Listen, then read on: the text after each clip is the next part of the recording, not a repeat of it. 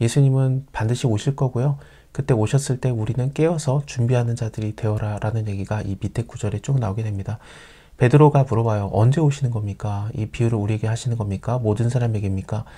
예수님께서는 청지기가 되라 라는 얘기를 하시거든요. 이 진실한 청지기, 그러니까 집을 맡아보는 모든 일을 총책임하는 그 사람을 얘기합니다. 우리가 이 땅에서 가진 모든 것들은 원래는 하나님 거고 하나님의 것을 맡아서 일하는 자들이기 때문에 자기를 위해서 재물을 쌓아두지 말고 하나님을 위해서 쌓아두라 라는, 부요한 자가 되라 라는 얘기를 하지 않았었습니까?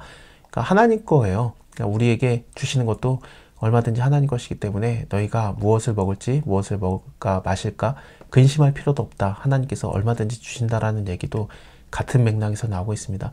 그러니까 나를 위하는 게 아니라 남을 위하는 것이 될 수 있는 게, 왜냐하면 원래가 하나님 거니까. 그래서 하나님의 물건을 맡은 자로서 때를 따라서 양식을 나눠줄 자가 누가 있겠느냐. 그러면은 이것을 하고 있는 자가 있다라면은 주인이 왔을 때 참 착하구나, 충성되구나 라고 인정을 해주시는 거고, 또 그 모든 소유를 저에게 맡기리라. 만약에 늦게 온다라고 생각을 하고 노비를 때리고 먹고 마시고 취하면은 생각지 않은 날에, 생각지 못하는 시간에 이르러서 어미 때리고 신실지 못한 자의 받는 율에 처하리라. 주님의 뜻을 알고도 예비하지 아니하고 그 뜻대로 행하지 아니하는 종은 많이 맞을 것이고, 알지 못하고 하는 자도 일단 맞긴 맞아요. 이게 적게 맞는다. 그래서 하나님의 뜻대로 우리가 맡은 자로서, 하나님의 것을 맡은 자로서 때를 따라 양식을 나눠주는 자가 되라 라는 얘기를 이어가십니다. 내가 땅에 불을 던지러 온 것이다. 이 불이 붙었으면 내가 무엇을 원하리요? 나는 받을 세례가 있으니 이루기까지 나의 답답함이 어떻게 하겠느냐. 그러니까 예수님이 이 땅에 화평을 주러 온 게 아니라는 겁니다. 이 땅에 화평을 주러 온 것이 아니다. 나는 분쟁하게 하러 왔다. 그러니까 그 분쟁이 어디서 일어나냐면요, 각 집안에서 일어나요. 그러니까 서로 원수가 멀리 있지 않습니다. 한 집에 5사람이 있는데 분쟁하되 셋이 둘과 둘이 셋과 하리니, 아비가 아들과 아들이 아비와 어미가 딸과 딸과 어미가 시어머니가 며느리가 며느리와 시어머니가 분쟁하리라. 이게 미가서의 말씀을 예수님이 인용하신 건데요. 이게 미가서 7장에서 아들이 아비를 멸시하며 딸이 어머니를 대적하며 시어머니가 며느리와 서로 대적하는 거, 사람의 원수가 곧 자기 집안 사람이다 라는 말이 있거든요. 그러면은 예수 믿으면은 어떻게 이렇게 분쟁만 일어나는가, 그 얘기를 하려고 하는 건 아니고요. 예수를 믿는 것이 집안에서 나눠진다는 얘기예요. 그러니까 어떤 사람은 예수를 믿고 어떤 사람은 안 믿기 때문에 그 각 집안에서 서로가 파는 자들, 그리고 배반하는 자들, 또 회에 넘겨주는 자들, 이런 것이 일어난다라는 얘기고요. 이것은 사도행전에서 실질적으로 바로 등장하게 됩니다. 그렇기 때문에 한 집안에서 모두가 예수를 믿고 있다. 이것은 어마어마한 복이라고 밖에 말할 수가 없습니다.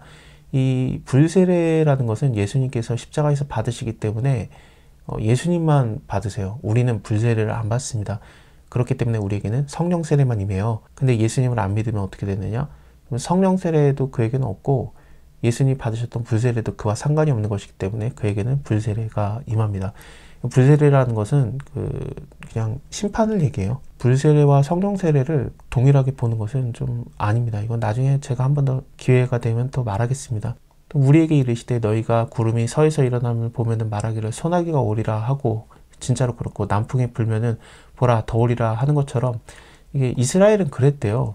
거기 어디서 그 바람이 오냐에 따라서 이게 바다풍이냐 아니면 내륙풍이냐에 따라서 더워지겠구나 아니면 소나기가 오겠구나라는 것을 알았는데, 너희가 천지의 기상을 분별할 줄 알면서 어찌 이 시대에는 분별하지 못하느냐, 어찌하여 옳은 것은 스스로 판단하지 않느냐, 남에게 베풀기는커녕 네가 남에게서 뺏은 것은 오히려 주기라도 해라 라고 얘기를 합니다. 너가 너를 고소할 자와 함께 법관에 갈 때 길에서 화해하기를 힘써라. 저가 너를 재판관에 끌어가서 재판장이 너를 관속, 공무원들이라고 하거든요. 공무원들에게 넘겨줄까, 그래서 오게 가둘까 염려하라. 너에게 이르러니 홀이, 한 마지막 냅돈을 얘기하는데 한 500원 정도의 돈의 가치입니다. 그거라도 다 안 갚으면은 네가 결단코 옥에서 나오지 못한다. 다 갚아라. 남의 것을 일부러 안 갚는, 등쳐먹는 것들을 얘기했던 겁니다.